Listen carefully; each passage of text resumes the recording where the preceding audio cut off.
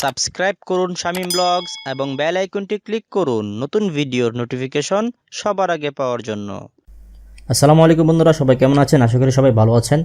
তো আমরা শুরু করতে যাচ্ছি মাইক্রোসফট ওয়ার্ডের দ্বিতীয় পর্ব। আজকে থাকছে হোম ট্যাবের ক্লিপবোর্ড নিয়ে আলোচনা। তো চলুন শুরু করা যাক। তো প্রথমে আসার পর এরকম একটা ইন্টারফেস দেখতে পারবেন, যেটা প্রথম পর্বে আমরা দেখিয়েছি। তো আজকে যেটা আমরা আলোচনা করব সেটা হইতেছে হোম ট্যাবের ক্লিপবোর্ড নিয়ে।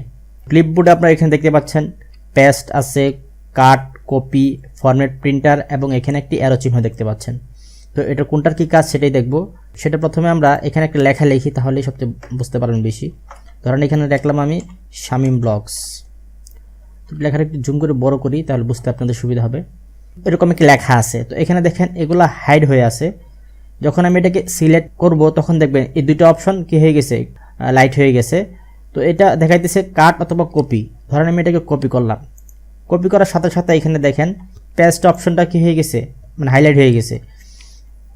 তো এখানে কপি করার পর এখানে যদি আমি এটাকে কার্সর বলে, যেটা লড়তেছে এটা কার্সর বলে, তো এখানে যদি আমি নিচে পেস্ট অপশন দিই, সরাসরি পেস্ট হয়ে গেছে। পেস্টে ক্লিক করলে এরকম যতগুলো পেস্টে ক্লিক করবেন ততগুলো পেস্ট হতে থাকবে এভাবে। আর যদি এটাকে সিলেক্ট করে আমি এখানে এই কাট অপশনে ক্লিক করি, পুরোটা কাট হয়ে যাবে, একবার মুভ হয়ে যাবে। আবার যখন আমি পেস্ট করব তখন এটা পেস্ট হয়ে যাবে। কপির অপশনটা অবশ্যই বুঝতে পারছেন, কাট যেটা সেটাও বুঝতে পারছেন, এবং পেস্টের যে অপশন সেটাও বুঝতে পারছেন।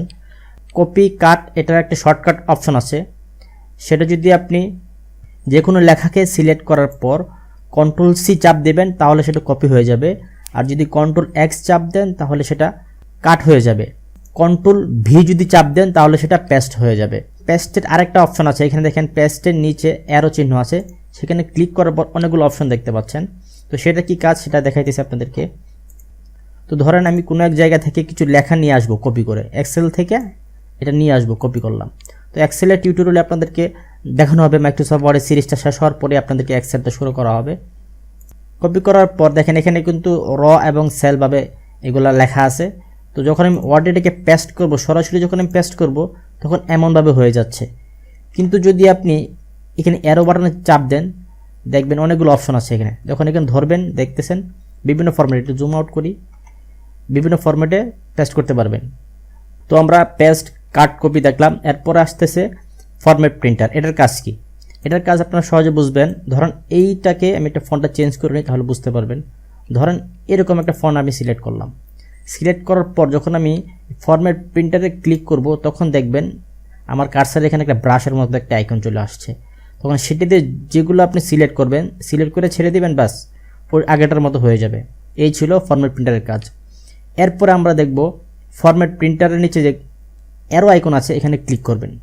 ক্লিক করার পর দেখবেন এখানে ক্লিপবোর্ড নামে একটা অপশন আছে, এখানে শামীম ব্লগস লেখা আসছে। এখানে এই লেখাটা আসে, যেগুলো লেখা আপনি কপি করবেন সেগুলো লেখা এখানে চলে আসবে অটোমেটিক।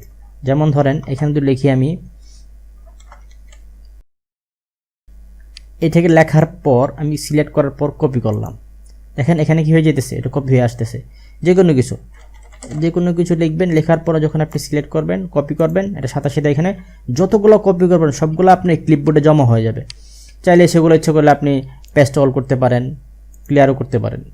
তো এই ছিল আজকের মতো ভিডিও। তো পরবর্তী ভিডিওতে আমরা ফন্ট সেকশন নিয়ে আলোচনা করব। তার আগে যারা আমার চ্যানেলটি এখনো সাবস্ক্রাইব করেননি তারা তাড়াতাড়ি সাবস্ক্রাইব করে বেল আইকনটি ক্লিক করে রাখবেন, তাহলে পরবর্তী ভিডিওটি দেওয়ার সাথে সাথে আপনার এখানে একটা নোটিফিকেশন চলে যাবে। আসসালামু আলাইকুম ওয়া রাহমাতুল্লাহ।